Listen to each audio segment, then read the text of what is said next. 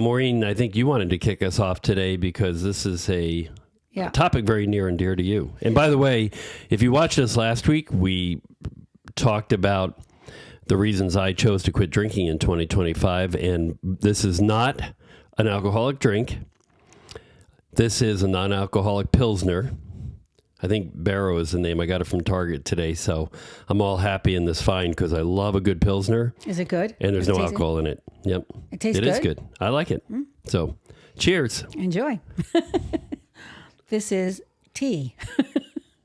Okay. So yeah, I wanted to talk about particularly the last year of my life. I mean, my whole life I've been on a journey to improve myself. But this last year was pivotal because I learned quite a few things. So last year in 2024, I was sick a lot. And, I work with children with disabilities, and I was pushing into daycares a lot for these kids. And I just kept getting exposed to one virus after another. So I also had shoulder surgery just before last New Year in December.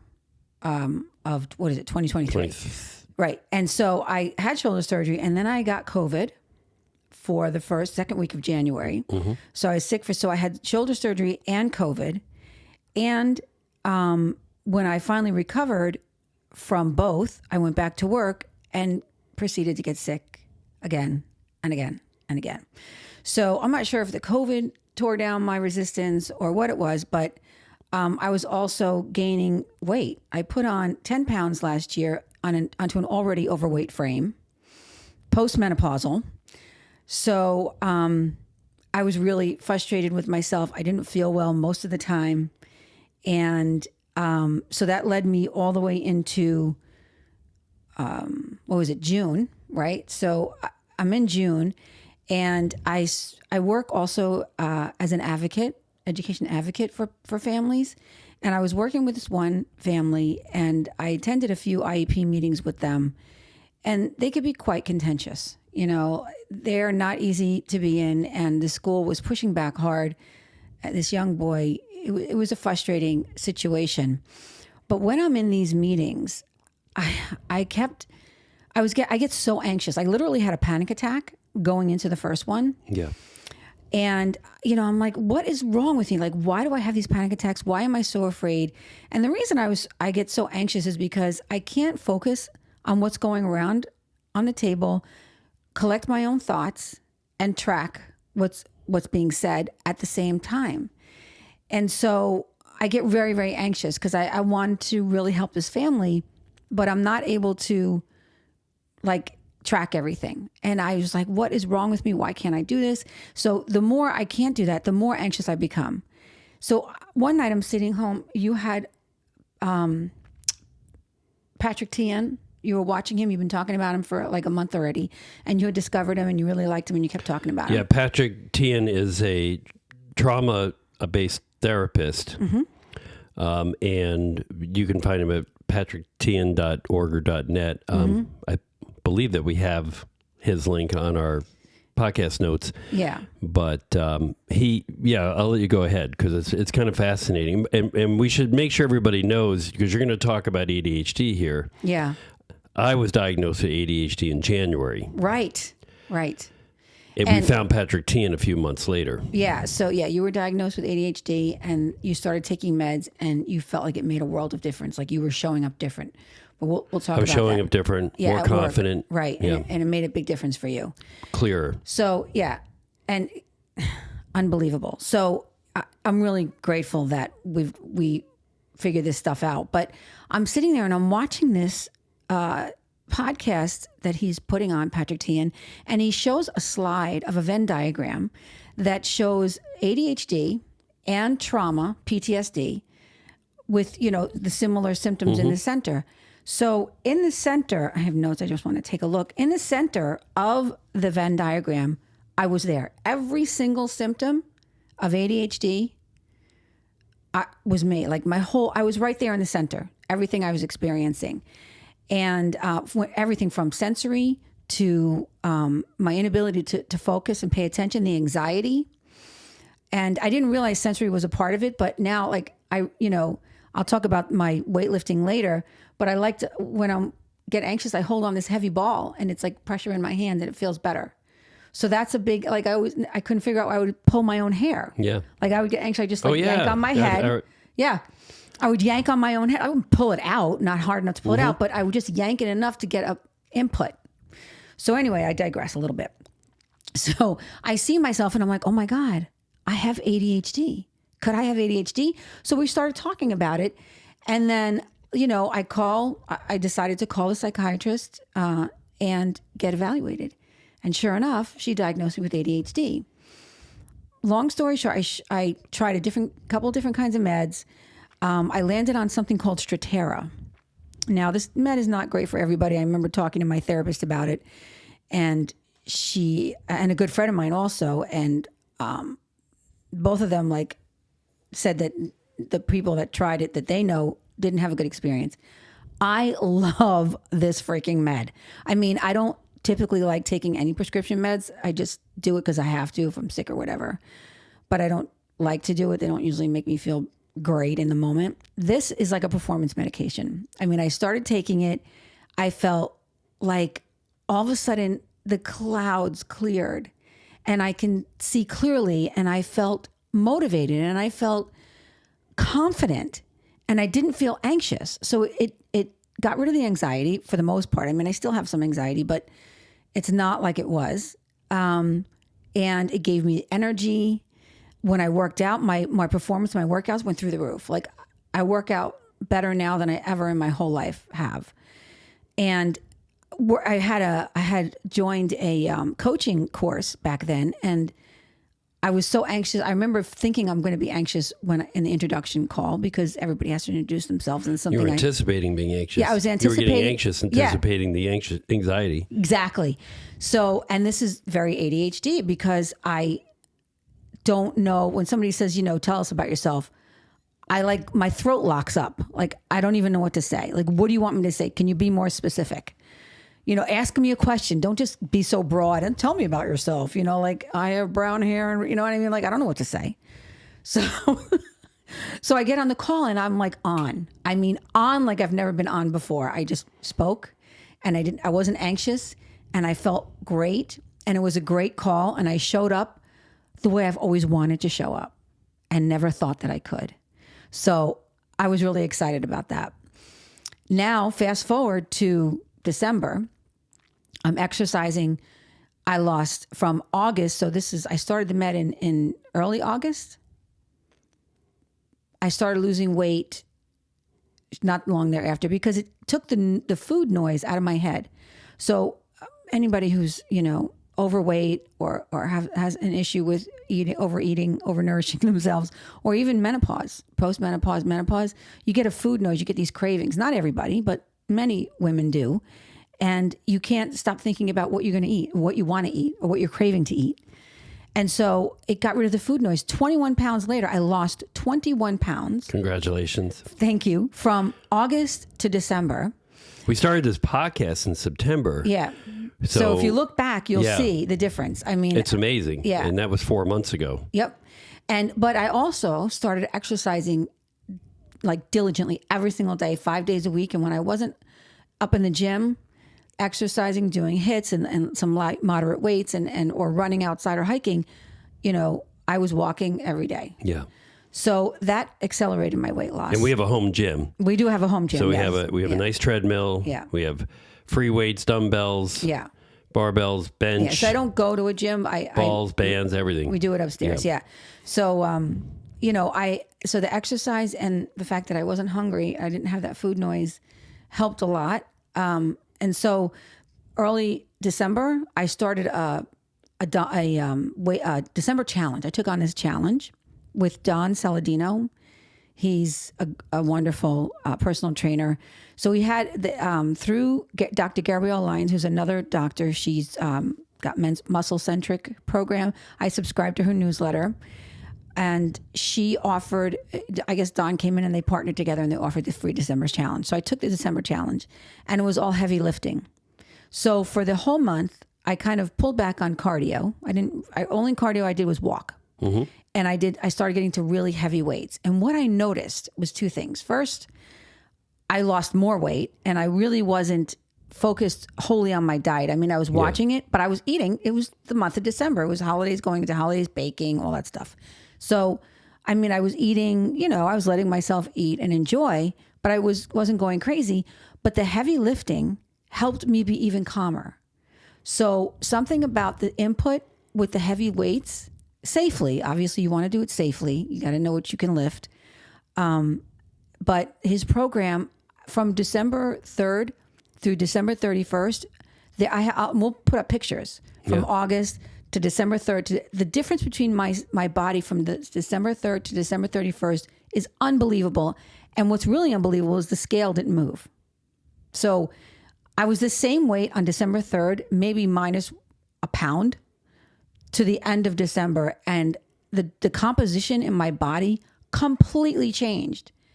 I mean, I had a friend, I sent my friend a picture. He's like, did you get, what does he say? Bicep butt lift or something? Brazilian. What is that when people are putting like... I have no idea. So he was like teasing me, but because my biceps were huge. So anyway, I noticed a huge difference in strength. My muscles, the composition of my body, way more muscular. And I feel amazing. I feel better today than I have in years and years. That's fantastic. Yeah. So that was a huge transformation. And the transformation with the ADHD and the discovery. Well, thank God I got diagnosed with ADHD. Yeah. But all my life, people said, you most likely have ADHD. Yeah. I mean, my kindergarten report card said that I was trying to take over the class and that I was answering questions before the teacher finished asking them. And I was impulsive. And the teacher, and this was even into first and second grade, that my teachers would say, David has to learn how to control his impulses. Yeah.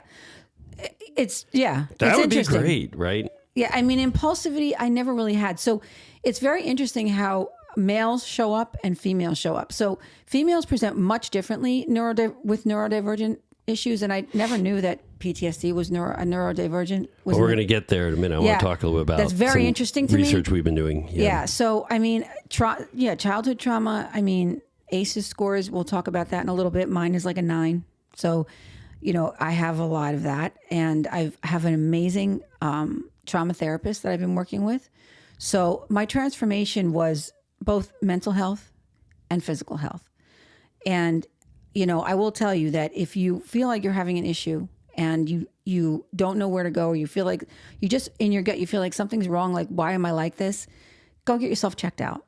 Don't be afraid to call a psychiatrist and get evaluated or do some research. Go to Patrick Tian's. If you've had trauma, you could have other neurodivergent diagnoses that are just gone unchecked because you just present differently, and you would never think. Like, I was shocked when I found out I had ADHD. Of course, I asked my daughter, and she's like, "Well, duh, Ma." And you didn't like the idea of medication either. When I told you I had to get a medication, you were like, "You're looking up stuff. There's got to be a way to treat that without medication, right?" But I was trying to figure out supplements and stuff, but and I really was not wanting to go on meds at all. And I don't know what that's about. I mean, look, if you're sick and you need a medication, all forms of medicine have its place. Well, it is in part, right, there's some type of chemical issue, whether it's created by the way the brain gets wired. Obviously, trauma can cause, the brain structure kind of shift, right, when you get into the science of it. So, there are chemical changes that cause this ADHD, especially if it's trauma-based. So introducing a chemical to correct the chemical imbalance seems to make sense. I think it's an epinephrine uptake inhibitor. I feel like it's epinephrine or something like that. I don't want to go down that path right now. I'm not prepared to talk about the it's not a serotonin. It doesn't uptake it. It's not a serotonin uptake inhibitor. It's not like that. It's a different. Yeah, it's not an SSRI. And it's also not a stimulant. Right. So it's a little bit different, but it worked. It works. Well, the medicine I take is Jornay, and what Jornay does, it helps me retain higher levels of dopamine. Right. Yeah, I don't know if it's the dopamine. But they don't. Not all ADHD medications work the same. But I don't think we want to walk everyone down a path of because a medication discussion, that should be between you and your doctor, and that's a personal decision. Yeah. But I think one of the things we wanted to make sure everybody understood, there is this very strong connection between ADHD and PTSD. Yes. And I didn't realize that. So both of us have been diagnosed with PTSD for many years. Yeah, I didn't realize that either. Many years. I was diagnosed with PTSD over 20 years ago. Me too. From childhood trauma. Yeah. So again, going back to the ACEs score, the Adverse Childhood Experiences score, which you can take on the CDC website. Many other, Dr. Nadine Burke-Harris, former Attorney General of California, does a lot of work around this. You could go to her site. She wrote an excellent book called The Deepest Well about this. A lot of material on this. Yeah. One of the big things right now is trying to educate educators at schools, right, to recognize when a child is displaying symptoms of trauma related to these adverse childhood experiences. But when you say we're a 9, if you do the test, there's 10 questions.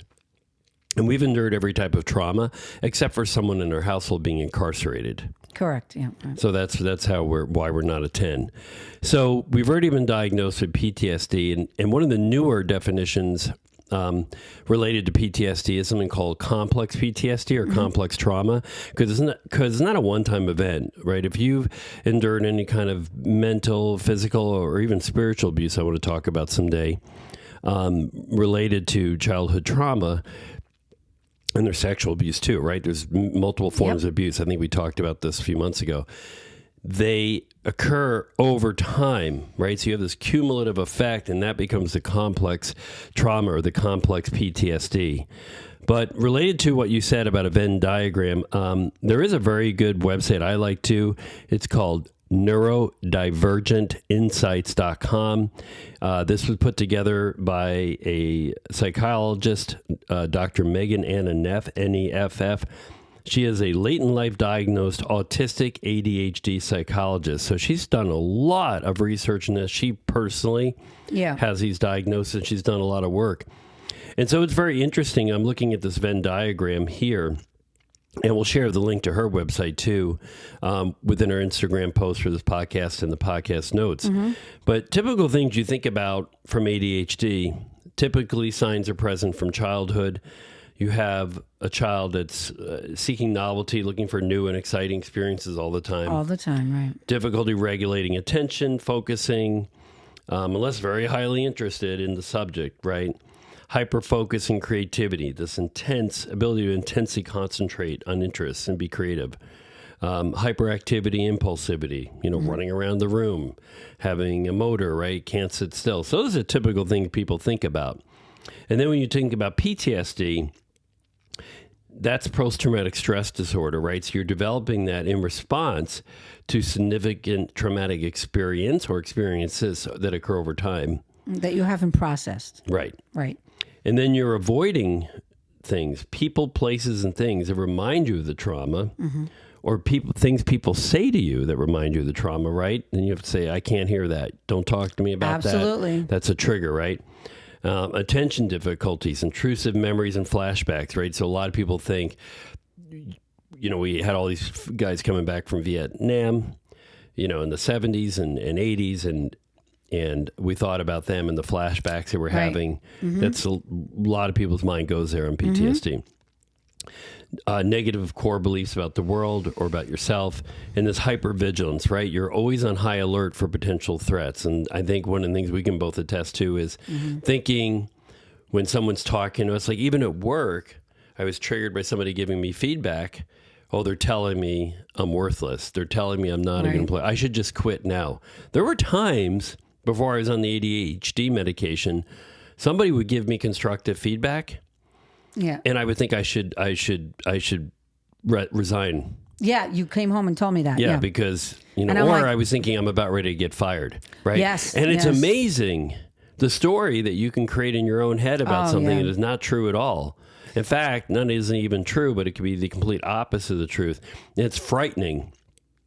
It's frightening. It is. And I've had that with health, thinking that something was seriously wrong with me that wasn't at all. Well, that's, that held me back so much during my life. I feel like I could have been so much more, I could have done so much more had I not been I felt embarrassed and ashamed and stupid. Yeah, I felt that too. Yeah. And I just was like, what is wrong with me that I can't I have to just understand my limitations, right? And I just was like, I'm not going to go there. I'm not going to do that because I can't succeed. Well, yeah, that was a big thing. We talked about public speaking. You're like, well, that's not my game. And I challenged you on that. Yeah. I'm like, could it have been your game?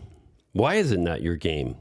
Right. What is it about public speaking that makes it not your game? And so you basically resigned yourself to, it's not something I'm good at. Because it was every time I tried to do it, with the exception of one, maybe 2 times in my life that I was successful, which, it's amazing how you do that. You take any experience that's negative and you hold on to that. And the ones that are positive, you let go of. Like, the brain has this wonderful ability to filter out. Yeah. Right? So, but I mean, I've had such horrendous experiences. And I think because the emotions are so powerful and so intense. The emotion and the memory are so intertwined. Yeah. And well, because when you have that intense emotion, you connect it to the memory. Right. And that's how the PTSD rolls, right? So you have this. Read The Body Keeps the Score. Oh my gosh. Very good book about all that. Really intense. Yeah. So, I mean, I had these really intense feelings of shame and embarrassment and just deeply like rooted. I'm worthless. Yeah. And so like, I can't do this and I'm never going to be able to do this and just forget it. Just move on and just let it go. You talked yourself out of it. Yeah.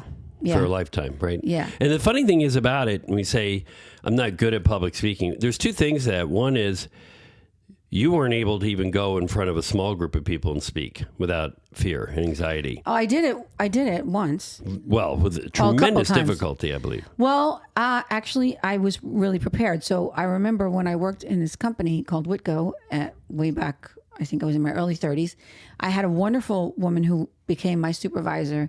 And she really encouraged me to start training Salesforce groups on this software that I learned really, really well. I got really proficient at it. And she was like, I need somebody else to do training besides this other guy that was doing it. She's like, they don't really like him that much.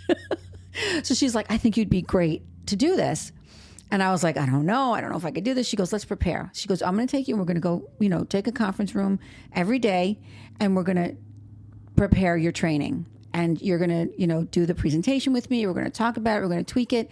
So 2 weeks later, I went to, I think it was Memphis to do the training and I rocked it. But I will tell you, this was the one thing I think that made all the difference. I was swimming back then. I was swimming all the time. That morning, before I got on the flight, I got up my usual 5 a.m., swam. Mm-hmm. During my entire swim, which is about 45 minutes, I went through the whole presentation as if I was doing it during my whole swim. So my whole swim was doing the presentation. And I imagined myself doing a great job and being successful and everybody, happy. And so I went, I got on the plane, and then I did the presentation the same day and I rocked it. So it took a lot of prep, but I don't think that anybody goes up and does an amazing presentation like ad hoc. No, you need to be prepared. Right? I mean, unless you're talking about something that you know really well. But I mean, I knew, that's the thing. I knew the software well enough, but I needed to make sure I could teach it, which was one of the reasons why I realized I wanted to go back to school and get my education degree. Because the one thing I enjoyed most about that job was the teaching piece, the training piece. And, when you train I think it was 30 men, or in sales, mm-hmm. It's like training a bunch of toddlers anyway, because they have the, attention span of like a 3-year-old. But I'm just teasing. But anyway, yeah, it was a great experience. But I did do that, and there were a couple of interviews where I had panel interviews, and I did really well. So that's what I was trying to say. There's a difference between the ability to do something and the ability to do it well, right? Yeah. So you've proven you have the ability to do it, but you couldn't do it well because there was a block. Yeah, and that block it still exists, and I'm working on those things. I recently read a book by Dean Graziazzi. Grazioso, I believe. Thank you. We better have these books out in front of us when we do this podcast. Millionaire Habits, and he talks about these. It's really not about making money. It's more about finding your own success and small habits. We talked about this last time, I think, but it's still it was a great book, and it does talk a lot about removing blocks that are in your way.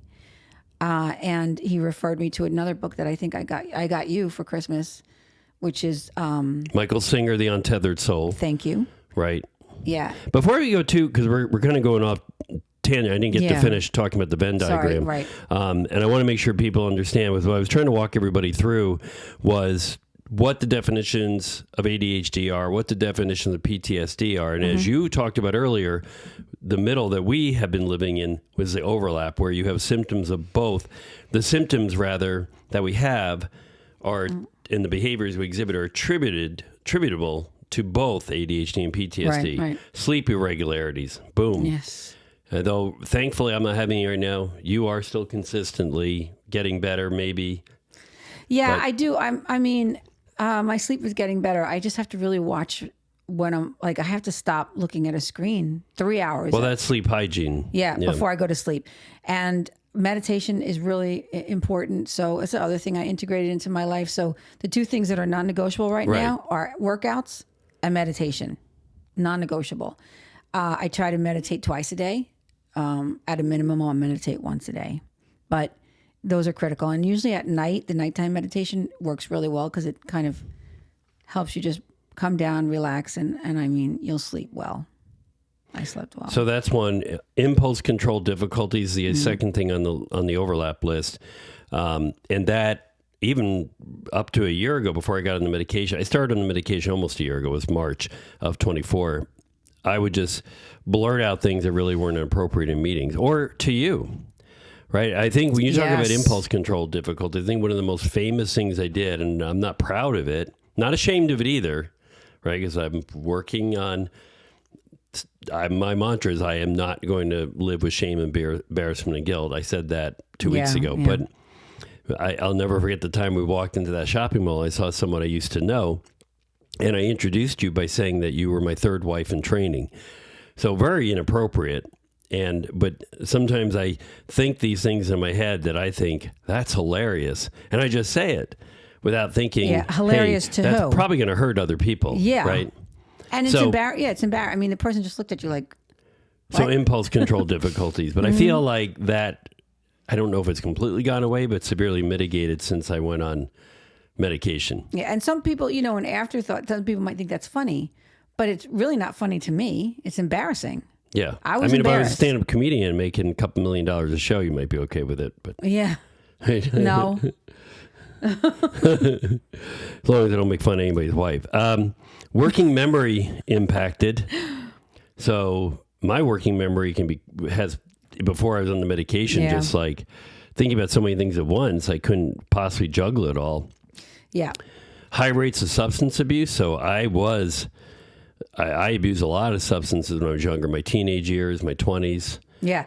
So this is the difference. So again, how women and men present differently. For me, I was always sensory seeking. So that's the next thing on the list. Yeah. Heightened sensory sensitivities. Yeah. But instead of using medication or drugs, like, recreational drugs, that didn't do it for me. I needed to run, swim, do something with impact on my body. That's what soothed me. And now I realize, now with the weights, I need that input. So, I mean, like yesterday was a hit. And of course I did most of the hit on my punching bag and it felt amazing, to be able to like hit it really hard. And, so yeah, that's a big piece of the sensory. Yeah. Executive functioning difficulties, attention, concentration, and memory issues, right? How forgetful. Where are my keys? Where are my glasses? I'm talking about myself. It might apply to you too. Yeah. Where are my glasses? They're on top of my head. I remember where I put stuff usually. I mean, it takes me a minute, but I'll remember. I don't know. I feel like you look for your phone a lot, but. No, maybe not really. But I usually remember. If I take a minute, I'll remember. But you don't remember. But you'll forget. Emotional regulation difficulties. Again, this is the overlap between ADHD and PTSD. This was a big thing for me. I really had a hard time regulating my emotions. Flying off the handle quickly? Yes, very quickly. And I tell you, when I don't meditate, it's much worse. Yeah. So, but I mean, the medication does help, and I catch myself, but I'm more cognizant. Like I have more metacognition about my behavior, and I call it meta emotions, right? So, and I'm more thoughtful about what I'm feeling in the moment and thinking about why I'm feeling it, which really makes a huge difference. It's not so much what you're feeling, it's why am I feeling this? What is it that's making me feel this way? So being in touch with how you're feeling and where inside your body it is, and it's showing up and you're like, what's going on? Like, I don't need to be having this reaction right now. Like, I feel like I want to like strangle, someone, but there's no reason for it. Right. So and then I'm like, okay, I've been triggered. Let's think about why I've been triggered. So that's when, then I go down to, I like kind of go down this, what's triggering me, and I'll get to the bottom of it. But that's a very IFS sort of approach, which is what my therapist uses. And it's incredibly helpful. And we'll talk about that again, but IFS is internal family systems. Yep. Increased risk of victimization. Increased risk of victimization. Right. Like, why is this always happening? This has always happened to me. People are always doing this to me. Right. Always feeling like you're on the wrong end of the stick. Well, I was my own victim. I was always wondering, like, what the fuck is wrong with me that I can't like focus? And, why do I feel like I can't do this? Like, I just was like, I have to just accept this as a limitation. But you don't have to accept it as a limitation. Forgetfulness and distractibility. I can definitely relate to that one. Yeah. Easily distracted, going from one thing to the next. I still, even on the medication, struggle with it a bit. It's not perfect. I don't want to give anybody the impression we got on medication and it solved every single problem. No. We're still, you have been going to therapy. Yes. We both meditate. We have that practice. Yeah, it's not medication alone. It never is. And you have to these conversations we have with ourselves and with you all, and they keep happening. So we're working through things. Yeah. Everything's a practice. Mm-hmm. There's no nirvana here at this point. Yeah. Heightened startle response. I know sometimes it's still a problem today. Startle response. Like, I might be doing something, watching a webinar in my office at work, and I'll find someone standing in my doorway. I'll almost hit the ceiling. So yeah, that is. But I think also that is not that's an. So we have these primal. What are they called? When you're first born, you have these responses to your environment as a baby. And if you don't integrate them properly into your body, you can, as you get older, because I took an OT course and I learned a lot about these things. And the word is evading me now. But, like the Babinski reflex, you have these reflexes in your body, and you're as an infant. Or basic ones, like when they hit your knee, right? Foot goes up. Yeah. And, certain things. Your fingers will curl if they touch you, like certain. Right. Way, yeah. So by a certain age, your body, you typically integrate them into your sensory system, into your body. Mm-hmm. And I think there is one that I know in particular. I don't know if it's the Moro reflex that you never integrated, and I tested you and Finn for it. Finn didn't integrate it either, but he's not so startled. You are very startled. So like we'll be walking and a squirrel will like go by and you're like jumping. Oh, that's true. We'll go flying, yeah. Yeah. And I'm like, honey, it's just a squirrel. But it's also a symptom of ADHD and PTSD. Yes. No, okay. A couple more left here. Irritability and restlessness, feeling on edge, tense, restless, have to keep working, keep busy. Busy. I mean, that was much of my life was devoted to being busy, right? Yeah, you always need to be moving. And still, you're like that. Like you don't, although I did notice a couple times you stopped and read, which is unusual. Like to sit down on the couch and read. That was like, Well, I'm on 40 milligrams of Jordan. I think you can go up to 100, right? So I'm not on the highest dose possible. Yeah, I'm on 40 of the Strattera. You're supposed to be able to take it twice a day. Like usually I take it in the morning and then you're supposed to take it like mid-afternoon. But I noticed that when I take it in the afternoon, I don't sleep as well. Yeah. So my body, and then I waited till I adjusted and I tried it again. And my body, I have to readjust to that. So I'm not sure I'm there right now. I'm okay with the 40 milligrams. If at some point I want to increase it, again, I can give it a shot. But it does affect your sleep a little bit when you first go on it. At least it did for me. I had to adjust. So, it will make you tired, which is weird. But by the end of the day. I don't feel tired from my medication. I take it before I go to bed around 8:30, 9 o'clock, and I wake up 5:36 every day with no problem. Yeah, that's I'm good. not tired. Yeah, Strattera, there's some, like a couple of weeks of adjustment. Your body needs to adjust. It does take time to adjust. Yeah, you have to allow it, give yourself time. You're going to feel a little wonky and some things will be off, but you have to push through that.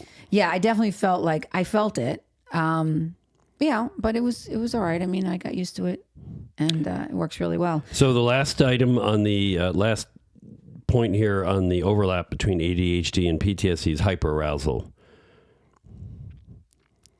What do you mean? Can you give me an example? Hyperarousal. I got you. Yeah. So that's a situation where you I think that's where you're more sensitive to your surroundings, to other people, things they say, hypervigilance perhaps, right? Like kind of waiting for the other shoe to drop and being on, I think. Isn't that the same thing as like inability to, regulate your emotions? That's emotional dysregulation. Yeah, but you get aroused quickly, like you'll get upset quickly. Yeah. Well, I don't want to, I'm not really prepared to talk about every single nuance to this right now. I just wanted to make sure people understood that there were things that identify. If you understand that you've been diagnosed with, understand that it's an overlapping symptom of both ADHD and PTSD. Yeah. And I would ask people too to kind of go to the site and do a little bit more on their own. But a couple other things that I wanted to share here. The prevalence rate of ADHD among adults is lower, just 4.4%. So it's not common, but it's increasingly happening where adults are getting diagnosed with ADHD. It's a more recent phenomenon for adults to be diagnosed with ADHD. Right. And it's so funny because it's interesting. I was listening. I was on this summit, this autism summit for 3 days. It was, of course, remote, but this woman was talking about those very things, that more and more adults, even grandparents, are now being diagnosed with things like autism and ADHD. Well, a lot of times because their kids or grandkids are being diagnosed, and then they recognize in themselves those symptoms that led to the diagnosis for the child. Yeah, and I did, my Finn is, my daughter's diagnosed with autism and ADHD, and I did recognize a lot of the traits that he's experiencing in myself. And I'm like, I still was like, I don't think I have it, but I did recognize it, and that's when I got diagnosed. He was like, "Duh." Like, Ma, I could have told you that. I'm like, you could have given me a clue that that's what you thought. 3 things that were classic for me that I did my whole life. Appearing not to listen when spoken to. I constantly got yelled at by adults. Yeah. Are you listening to me? You do that now. Right. People don't think they're listening. I'm listening. No, because you don't respond, and then you say you did, but I don't think you're actually responding verbally. You're just in your head. You're tracking. Oh, okay, I hear that. But you're not telling the person, I heard what you said. I'm doing this. I'm responding. Like, you don't tell anybody you heard it. Like, you just keep going on. And it's like, you do that a lot. Yeah. Okay. Tendency to interrupt others. So I have always struggled with interrupting adults when I was a kid, interrupting people at work. And then finally the last one, excessive talking. My mother had a boyfriend when I was 8 years old, and he diagnosed me with diarrhea of the mouth. So, and a lot of people said, "Do you ever shut up?" So, I mean, I did hear quite a bit that I talked excessively. Yeah. And so that's interesting. But hopefully we shared this with everybody that, again, ADHD and PTSD, they are aspects of neurodivergence. So I know we spent a lot of time back in November and December talking about raising children on the autism spectrum and how much that's evidence of that's neurodivergence. So is this ADHD and PTSD is neurodivergence. But PTSD is an acquired neurodivergence because it's situational and can be resolved through treatment. And you also can have trauma-induced ADHD. Which correct. I don't think I was born with ADHD. So see, 2 things coming together here. Right. I don't think I may have been. I don't know if you were. Yeah, I'm not sure I was only because of the trauma. But so in summary, you want me to wrap this up? Because I had a few more points. I'm sorry. Go ahead. Yeah. So, I mean, a couple other things that I found fascinating from this research. 50 to 60% of people experience a trauma in their lifetime, right? So 1 in 2 people have some type of trauma in their lifetime, but only 5 to 10% of people go on to develop PTSD. And that doesn't happen because of the nature of the trauma. It's the nature of the person and how they respond to the trauma. Everybody responds to trauma differently. So only a small group of people that are exposed to traumas, because they've even done studies of siblings, right, exposed to the same trauma and they respond differently. Some have PTSD and some don't. And the worst thing, I've seen this, her parent will say, well, I don't understand why you're so messed up. Your sister lived in the same house and she's fine, right? Well, one, you don't know that she's fine. You think she is, but people do respond differently. I will say that a lot of times it's not the event. It's what happens inside you. Right. And how it's processed. Mate says that. Yeah. And The Myth of Normal is a great book, and he goes into depth on that. It absolutely is true, because two people, again, can live in the same house. It's not the event. It's what happens inside them. And if you are not able to process those emotions connected to that event appropriately, you will experience trauma. Yeah. Yep, absolutely.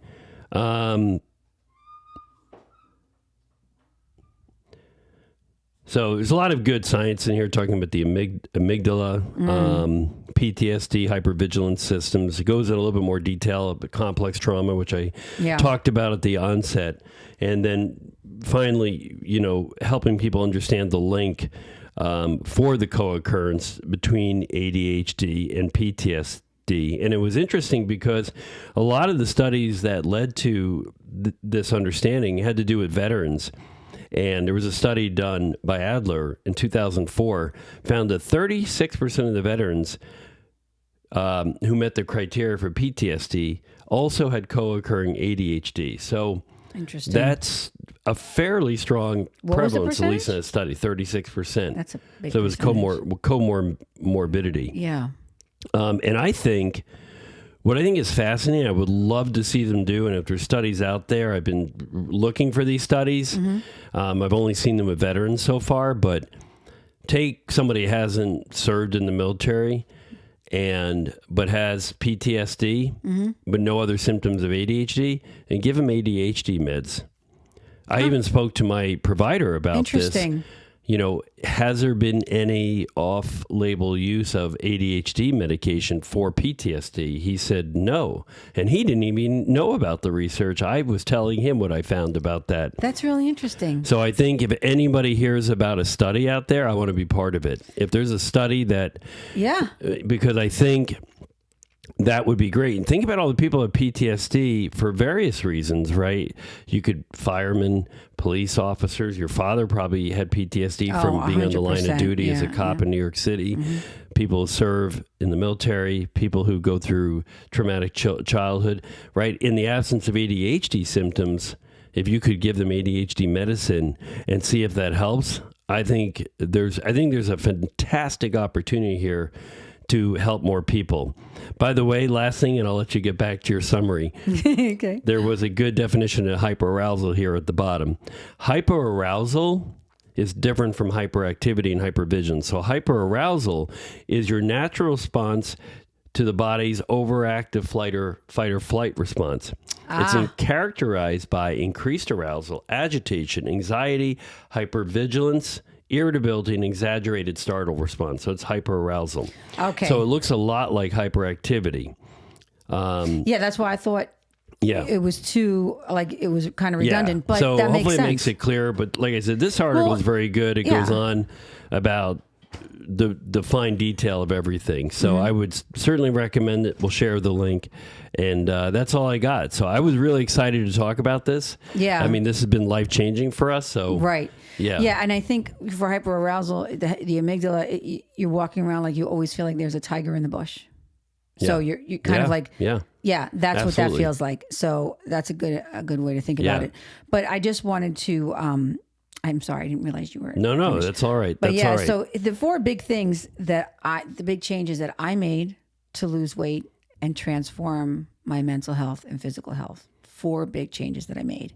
1, I discovered what was blocking me from being my best self, which was ADHD. 2, safely move to a weight-dominant strengthening workout. Don't be afraid to lift heavy safely. Make sure you're safe. Of course, check with your doctor before you begin any new fitness regimen. right? But lifting weights was a game changer, a big game changer. Make it a goal to walk 10,000 steps a day. That's really important. And it does matter. On the days, that I don't walk 10,000 steps, I work between 8 and 10,000. Sometimes it's hard to get out there, especially, the weather is bad and you don't have any place to walk, right? I mean, you can go to a mall, but, there's all kinds of viruses floating around now. So who wants to do that? Wear a mask if you're worried about that. Wear a mask. That's true. Or not. And of course, here's the thing that's really was great is eat your ideal weight in protein and set your other macros according to your ideal weight. So your ideal weight. So not the weight you weigh now, but what you want to be, right? So if you want to be like, 130 pounds, you're going to probably have around 130 grams of protein, maybe a little less a day. And then carbs might be around the same, usually protein and carbs, good carbohydrates, not processed, ones. And then your fats should be like half of that. But there's a tool that you can use. I'm sure you could look it up to determine what your macros should be. But if you could just track your protein and make sure that you're getting the right amount of protein, that's critical, mission critical to change the composition of your body, and you will feel more sated. You won't be hungry all the time. But those are the 4 things that I did. So I love it. Yeah. Thank you. And try that. Follow me. Follow us. I'm proud of you, for all you've done and to be able to accomplish. And you inspire me every day, to be the best I can be physically and mentally. And I hope that your message inspires others as well. That's why we do this. Yep, absolutely. I hope so too. It really is. It made a huge difference in my life. And I feel amazing. So try it. Okay. Well, thank you for watching, and we'll see you at the next episode. Thank you. Bye. Bye.